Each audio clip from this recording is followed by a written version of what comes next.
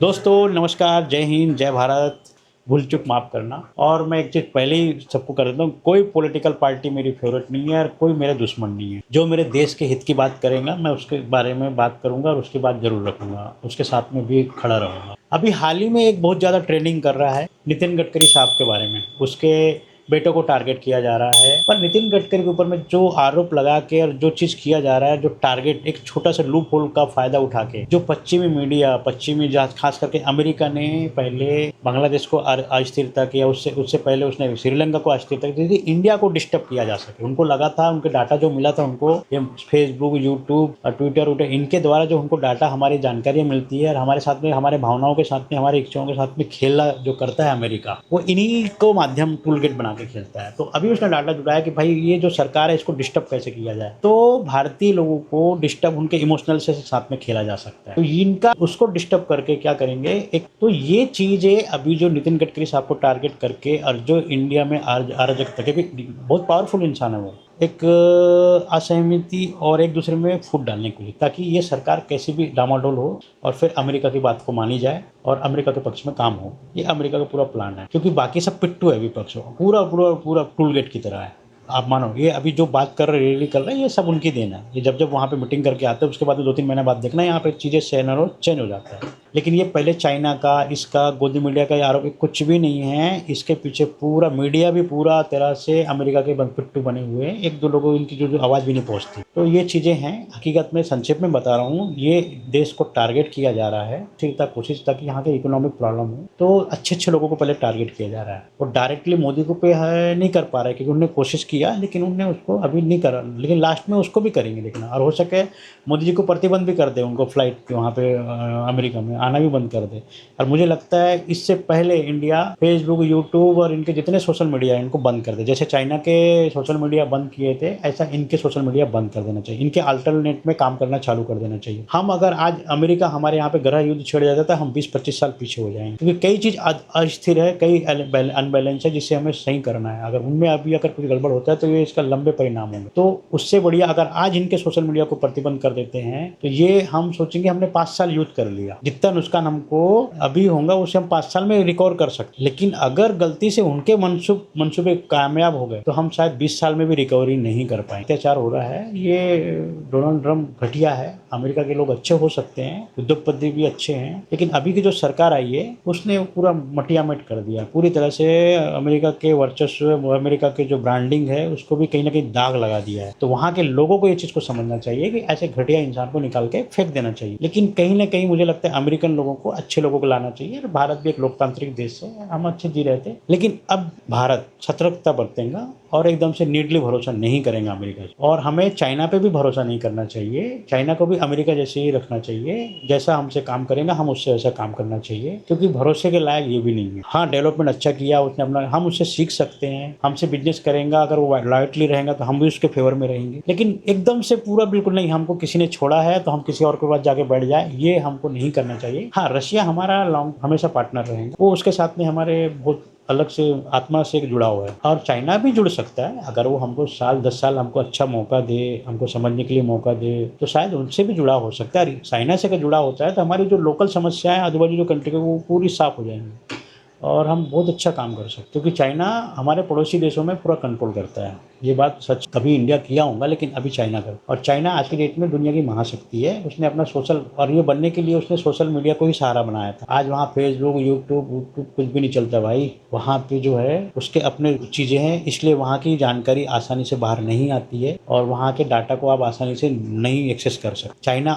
हमारे डाटा को एक्सेस कर सकता है, दुनिया के डाटा को एक्सेस कर सकता है, लेकिन हम चाइना के डाटा को एक्सेस नहीं करते। इसलिए हम उसके मत को, उसके विचारों को नहीं जान पाते। इसलिए उसने अंदर ही अंदर इतना डेवलपमेंट कर दिया कि 90% भारतीयों को पता ही नहीं है कि चाइना ने कितना डेवलपमेंट किया है। इंडिया के कई प्रोजेक्ट में उसके पैसे लगे हुए हैं, इंडिया के कई ब्रिजेस बन रहे हैं, वो टेक्नोलॉजी हमने चाइना से लाई है। जापान से थोड़ी बहुत लाई, चाइना से लाई। हम मेट्रो ट्रेन भी सबसे पहले हमने चाइना के हाथ जोड़े हैं। नागपुर का भी मेट्रो जब बना था तो हम चाइना के भी हाथ जोड़े हैं। ये बात लोगों को नहीं पता होगा। तो बहुत सारी चीज़ें, फंडिंग भी आई है और कई यूपीआई पेमेंट में भी स्टार्टिंग चाइना, पेटीएम एटीएम जैसे जो है चाइना ने ही फंडिंग किया था, आज वो बर्बाद है। लेकिन चाइना में भी यूपीआई सिस्टम चलता है, हमारे यहाँ भी, लेकिन वहाँ की टेक्नोलॉजी अपनी है, उनके टेक्नोलॉजी ने बनाया है, हमारे यहाँ की। लेकिन हमारे यहाँ की बोलते हैं दुनिया रिसर्च की, हमारे यहाँ की बहुत पारदर्शी और साफ सुथरा है, यूपीआई जो पेमेंट है, तो हम अच्छा कर सकते हैं। और आए जैसे चाइना, रशिया, इंडिया, अगर इंडिया अपना इंडिविजुअली हर चीज़ डेवलप कर लेगा, अपने खुद की चीज़ें, जैसे चाइना ने अपने अपने दम पे हर चीज़ किया है, तो ऑटोमेटिक चाइना भी हमारी इज्जत करने लगेगा। आज रशिया की इज्जत क्यों करता है चाइना की? रशिया ने भी अपना खुद का चीज़, हर चीज़ डेवलप किया है, वो स्वतंत्र है हर चीज़ में, तो मजबूरन चाइना उसको इज्जत देने लगा। और हम भी जब तक के नहीं करेंगे, हम डिपेंड रहेंगे ना, हमारी वैल्यू नहीं होगी भाई, हमको हमेशा साइड लाइन में खड़ा कर दिया जाएगा। मोदी जी को देखो, अभी ऐसो उनका सबमिट हुआ था, उसमें 2 लोग बाद में उनको खड़ा किया गया और उतनी महत्व नहीं दिया गया। भले ही हमारी मीडिया ने बताई ये कार चाहे, वो सबको मिला वो चीज़। हाँ, थोड़ा-सा इंडिया और चाइना और रशिया का 1-2 आते-जाते मिलना, जो भाव देना, और इंडिया को प्राथमिकता दिया है, ऐसा नहीं है, ये बात दिया है।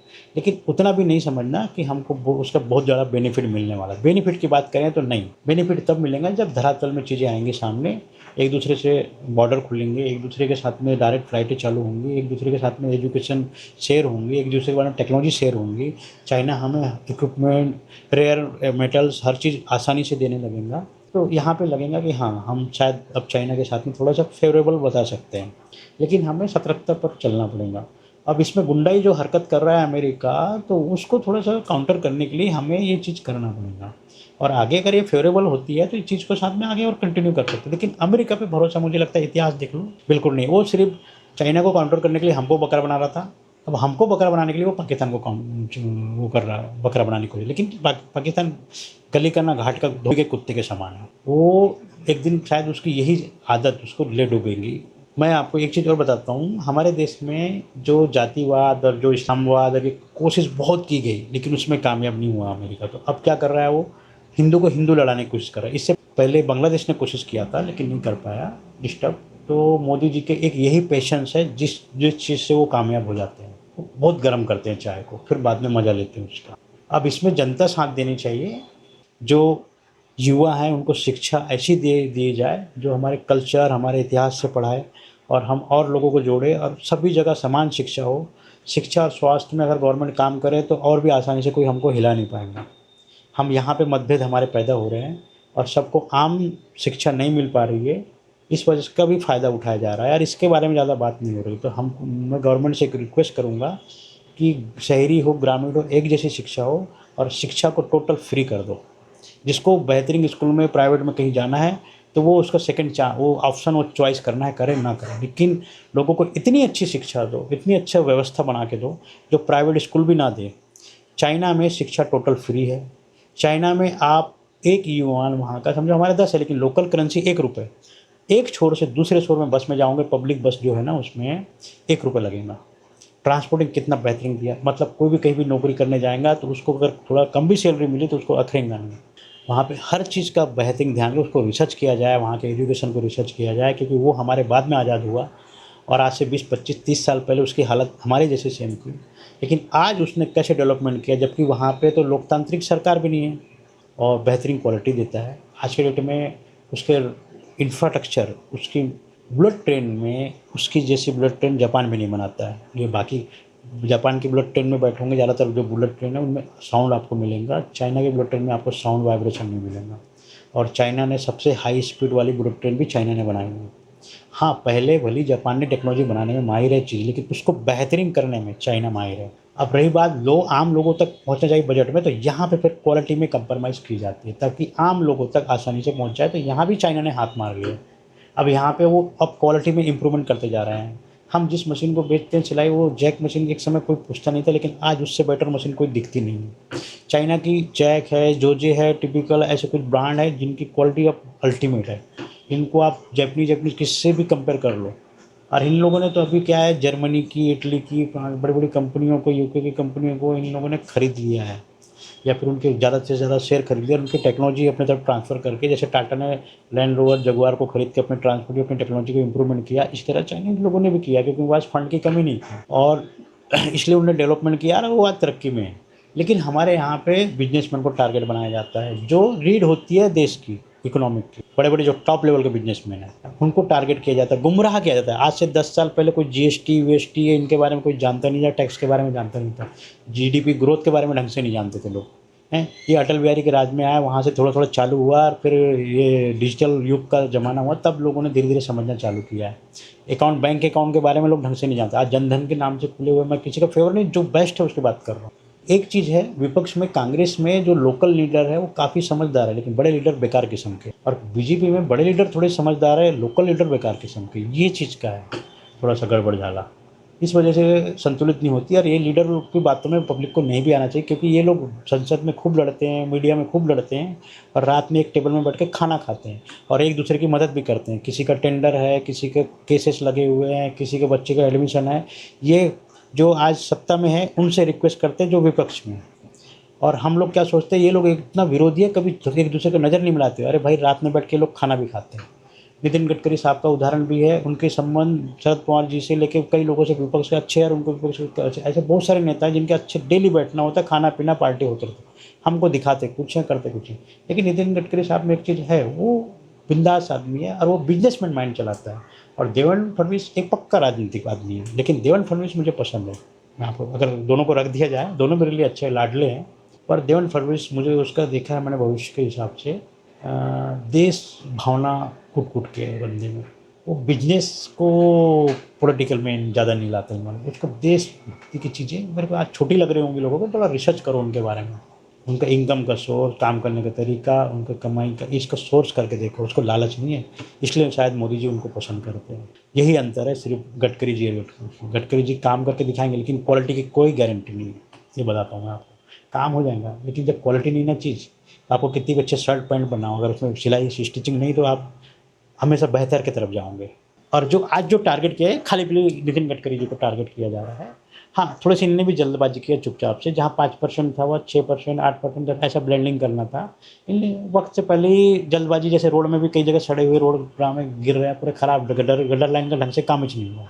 ऐसी तरीके से उनने टेक्नोलॉजी में भी कोशिश किया, इसलिए भसड़ मचा के रखा हुआ है। तो यहाँ पे गडकरी जी को थोड़ा देखना होगा, इसको रिवर्स करना होगा 10% के आसपास। जैसे जैसे हमारे इंजन की मात्रा उस BS6 BS8 में जाएंगे, तब तक के फिर ये 20% लाना चाहिए।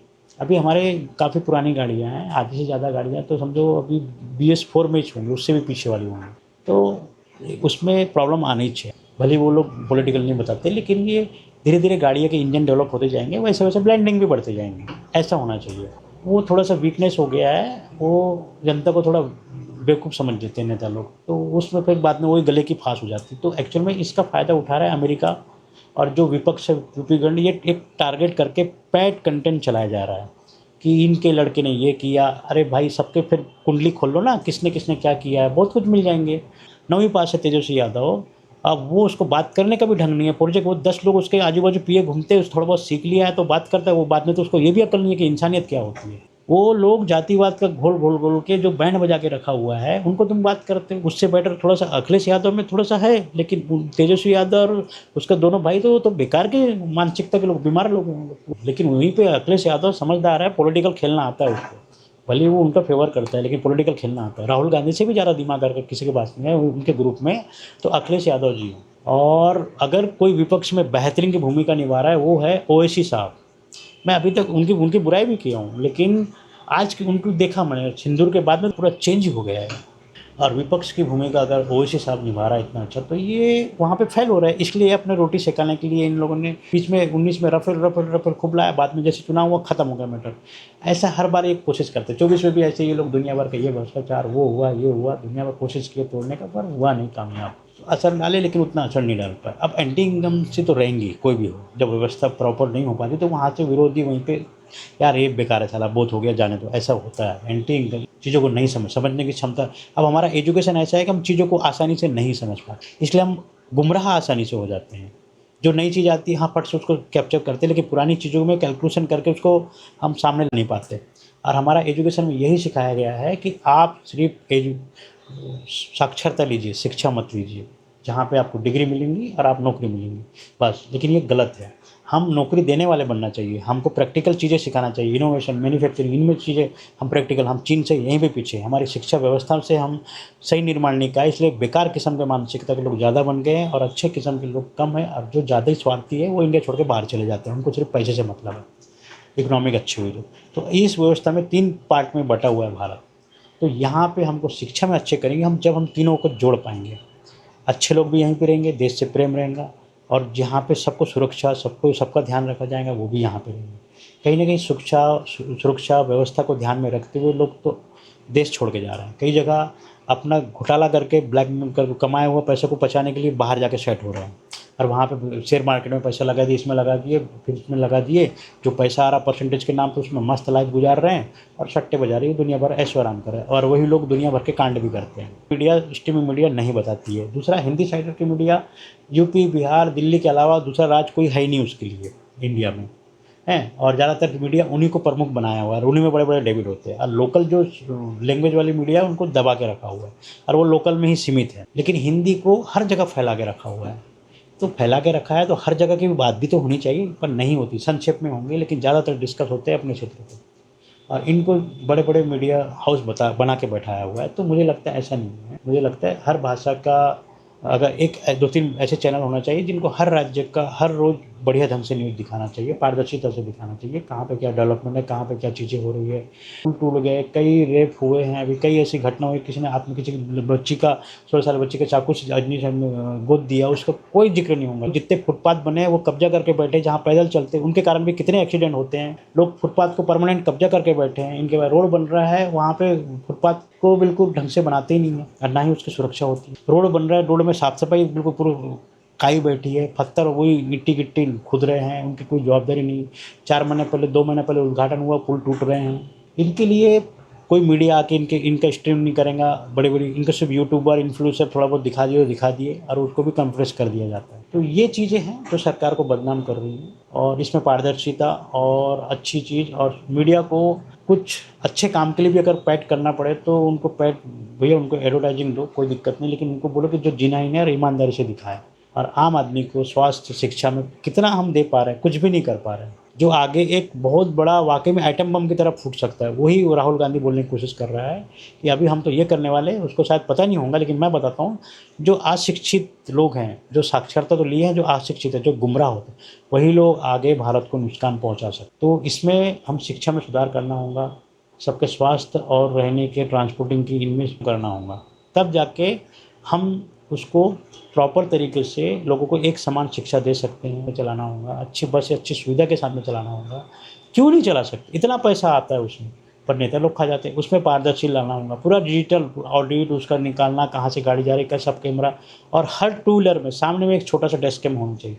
हर 4 व्हीलर में बिना डेस्क कैम का उनको मैंने आरटीओ पास ही नहीं करना चाहिए। क्यों 2 व्हीलर में भी क्यों होना, क्योंकि आजकल फ्रॉड हो रहा है। कोई भी टू व्हीलर जा रहा है, उसका नंबर प्लेट कौन सा है, आगे वाले का क्या है, क्यों बोलना पड़ रहा है, बहुत सारी चीज़ें हैं।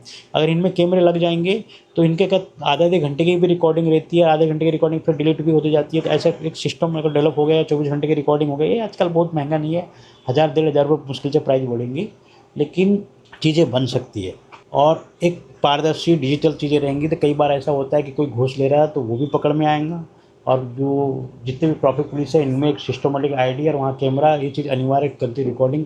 नहीं, रसिया को रिसर्च करना चाहिए, चाइना को, आपको मेरे को ज़्यादा बताने की ज़रूरत ही नहीं पड़ेगी वहाँ पे कैसा सिस्टम है। तब जाके लोगों ने पेशेंस और तब जाके लोगों को कंट्रोल हुआ है, क्योंकि उनको मालूम था कि कहीं ना कहीं से हम नज़र में आ ही जाएंगे, सिटी में सच्चाई सामने आ जाएंगी। इसलिए भैया गुनाह मत करो। ऐसे नहीं कि हुआ लोग पकड़ में आए, झूठ बोले, फिर पकड़ में आए, फिर झूठ बोले, पकड़ में आए, ऐसा कर करके फिर लोगों उनके परिवार नहीं बेटा, फिर घर से ही शिक्षा मिलने लगी। गलत नहीं करना, नहीं तो कहीं ना कहीं कैमरा देख रहा है तुमको, उनकी भाषा में उनको समझा देंगे माँ बाप। आज आने वाली जो जनरेशन अभी आई वो उनको समझाने की ज़रूरत ही नहीं पड़ रही है। ऐसे ही हमको 20 साल मेहनत करना पड़ेगा, तो तब जाके हम शायद बराबरी में आ सकते हैं। और जो ऐसे टारगेट करते हैं अच्छे नेताओं को, तो उनको जनता सपोर्ट भी करनी चाहिए और बाहर के लोगों को जूते मार के बाहर करना चाहिए। और अमेरिका से मैं बोलता हूँ कि उतना ही बिजनेस ऐसे ही करो जैसे अमेरिका हमसे बिजनेस कर रहा है, गिव एंड टेक वाला काम करो। और उनके सोशल मीडिया को भैया होने नहीं, कंप्रेस कर दो, यहाँ पर बिल्कुल डाउन कर दो उनकी लोडिंग को, उनकी इंटरनेट एक्सेप्टेशन को, हर चीज़ को जितना कंप्रेसर करना है उस बारे में काम करो, उस टेक्नोलॉजी में काम करो।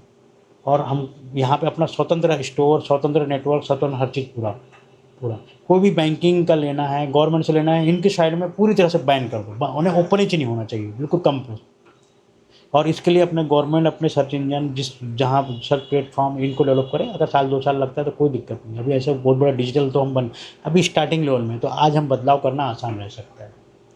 तो इन अमेरिका को तभी हम सबक सिखा सकते हैं, नहीं तो अमेरिका हमारे डाटा को चुरा कर कब कहाँ दंगे भड़काएगा, कब कहाँ आतंकवाद फैलाएगा बता नहीं सकते। इससे बड़ा गुंडा कोई नहीं है दुनिया में, ये कब किसके साथ में क्या कर रहा है, लेकिन अभी वो ओपन आ रहा है। बोलते हैं ना, इंडिया के ही जिसकी बुरे दिन आते हैं वो इंडिया से ही लास्ट में पंगा लेता है, क्योंकि हमारे साथ में भगवान है। कितने साल लोगों ने राज किया फिर भी क्या कर लिए हैं, कहीं ना कहीं एक वजूद जिंदा रह ही जाता है। 1000 साल मुगलों ने राज किया हैं, 200 साल से ज़्यादा अंग्रेजों ने राज किया, तो क्या हमको अस्तित्व मिट गया? क्या नहीं मिटा ना। वहीं पे कई कंट्रियों तो वहाँ 50% कोई बहुसंख्या हो गया अपने नाम से, वो मुस्लिम कंट्री बन गया। कहीं 50% क्रिश्चियन हो गया, वो क्रिश्चियन कंट्री बन गया। एक हिंदुस्तान है जहाँ 80% से भी ज़्यादा बहुसंख्या है, उसके बाद में भी हमने हिंदू राष्ट्र से नहीं किया। हम दूसरों का भी सम्मान करते हैं, लेकिन शायद ही हमको मजबूर कर रहे हैं कि हमको ऐसा कुछ करना चाहिए। और विपक्ष का काम है देश को तोड़ने का। पर मुझे लगता है प्रशासन पारदर्शिता, विपक्ष आवाज़ उठाए लेकिन भाषा में मर्यादा रखे। और जब विदेश के लोग हमारे पॉलिटिकल में इंटरफेयर कर रहे हैं तो फिर वहाँ पे एक हो जाना चाहिए सारा। ये हमारे देश का मैटर है, हमारे हज़ार कॉन्फ्लिक्ट होंगे, हमारे हज़ार मतभेद होंगे, लेकिन हम बाहर के राजनीति को इंटरफेयर नहीं करने देंगे, मतलब ही नहीं बनता। ये नुकसानदायक है, एक दिन गुलाम बना देंगे। इन चीज़ से बचना चाहिए। तो ये एक वीडियो है दोस्तों, यहाँ पे कोई अगर किसी को बुरा लगा हो मेरे शब्द में, मैंने कोशिश किया है मेरे मन में जो बात थी वो रखने की, तो शायद ज़्यादातर लोगों की यही शिक्षा है। तो जय हिंद, जय भारत, मिलते हैं एक नेक्स्ट सोच और अच्छी वीडियो के साथ में। जय हिंद।